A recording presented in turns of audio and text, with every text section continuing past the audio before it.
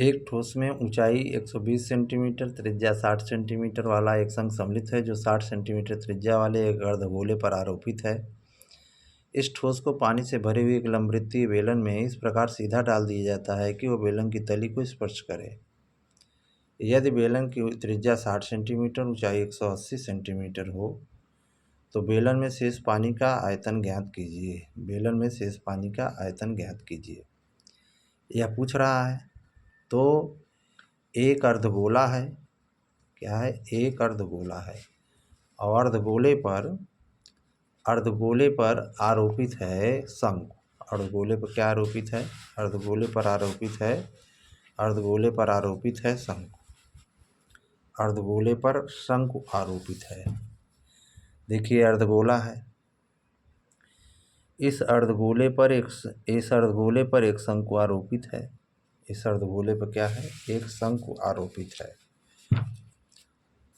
और यहाँ से यहाँ तक पूरी ऊंचाई 60 दिया है। गोले की त्रिज्या दिया है 60 सेंटीमीटर, तो शंकु की ऊंचाई पूरा ऊंचाई 120 है तो ये 60 सेंटीमीटर होगा। ध्यान दीजिए कि ये जो बेलन है, बेलन में जो पानी है तो पानी का आयतन, ये जो ठोस उसमें डालेंगे तो जितना ठोस का आयतन है उतना पानी बाहर चला जाएगा, जो बचेगा वही पूछ रहा है। तो बेलन में पानी का आयतन जितना होगा उसमें से दोनों अर्धगोला और शंकु का आयतन घटा दीजिए तो शेष पानी का आयतन निकल आएगा। तो आइए हम देखें, तो इसमें हम जो है शंक्वाकार भाग का आयतन, ठोस का आयतन बराबर क्या हो जाएगा? ठोस का आयतन बराबर शंक्वाकार भाग का आयतन धन ये अर्धगोले का आयतन,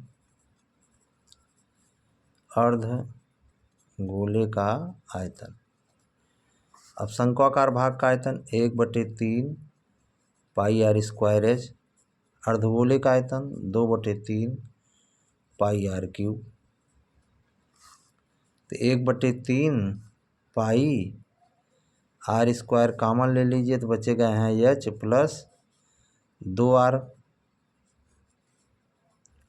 1/3 पाई का मान 3.14 रखेंगे तो 3 से 14/100 कर दीजिए। त्रिज्या कितना है? त्रिज्या 60 है। त्रिज्या कितना है? त्रिज्या 60, तो 60 गुणित 60 ब्रैकेट में कितना हो जाएगा? एच कितना है ऊंचाई? तो पूरी ऊंचाई, शंक्वाकार भाग की ऊंचाई एच कितना है? 120 है। पूरी ऊंचाई कितना है? 120।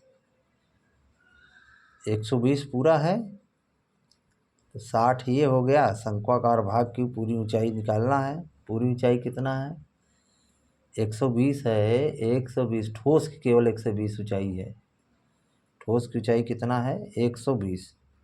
तो ये ऊंचाई जो है ठोस की 120 है। ठोस की ऊंचाई कितना है? 120। यहाँ से यहाँ तक ये शंक्वाकार 120 है। धन 2r है 60। तो क्या हो जाएगा? देखिए 2 जीरो से काटना हो 2 जीरो काट दीजिए। तो 3 से 14 गुणित 36, 36/3 और ये हो जाएगा 60 दूना 120 और 120 240, इतना आया। 3 अठे 24 काट दीजिए, 80 आ गया। तो जीरो जीरो हो गया और 36, 3 से 14 और 8, तो 3 से 14 और 8 का गुणा इसमें करेंगे 8 छः 48, 4 8 3 24 और 4 28, इतना घन सेंटीमीटर आया। अब इसका गुणा करना पड़ेगा हम लोगों को। तो गुणा करना हो तो बगल में कर लीजिए। 3 से 14 और 288 का गुणा कर लीजिए। 8 चौक 32, 3 8 1 कम 8 3 11 1, 8 तिरिक 24 और 1 25, यही आएगा 2 1 5 2, फिर 2 का 2 चौका 8, 2 एक कम 2, 2 तिहाई 6, तो 2 3 8 1 9 5 14 1, 2 1 3 3 3 5 3 8 2 10 1, 6 2 8 1 9।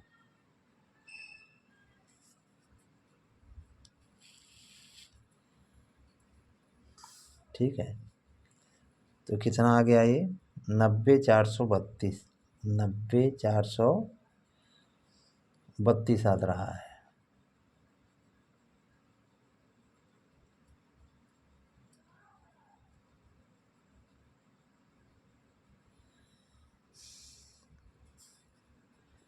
नब्बे 432 घन सेमी।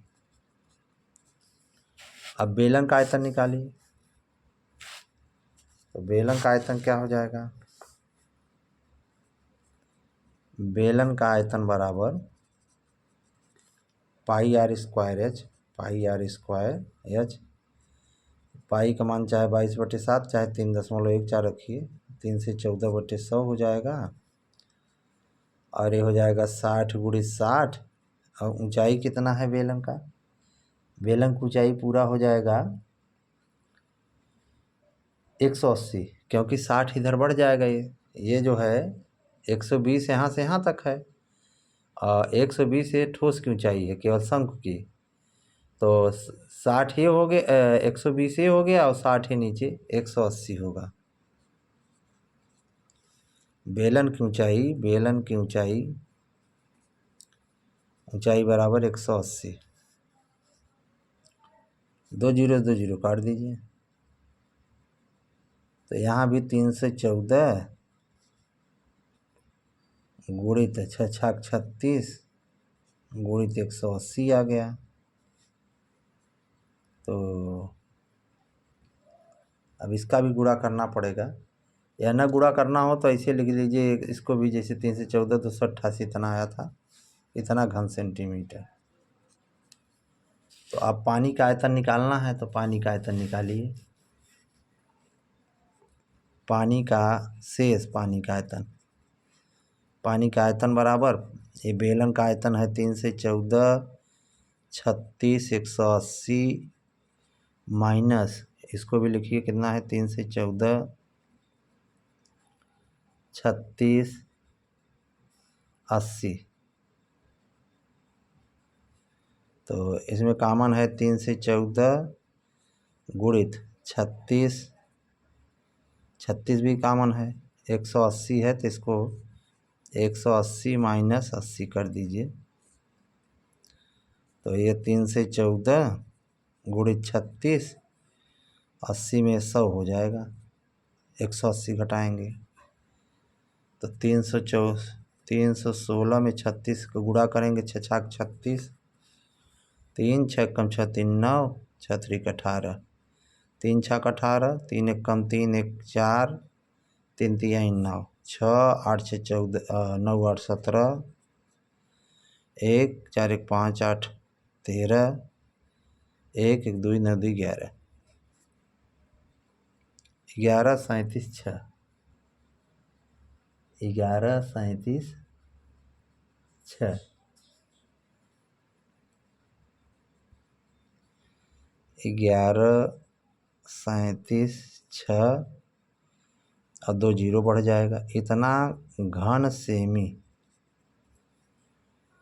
अगर इसको मीटर बनाएंगे तो 1 घन सेमी में 1/100 होता है, तो 11 37 6 0 0 बटे 1 लिख के कितना जीरो होगा, 2 2 4 2 6, 2 2 4 2 6, तो 6 अंक पर 1 2 3 4 5 6, लगभग 1.13 मीटर क्यूब आएगा, 1.13 मीटर क्यूब। इधर लिख देते हैं, इधर 1.13 मीटर क्यूब, मीटर में बदलेंगे तब।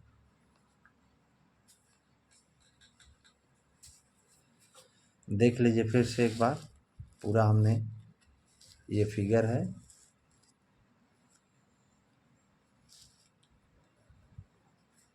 कूड़ा आपके साइड में किया है, कैलकुलेशन फिर से कर लीजिएगा।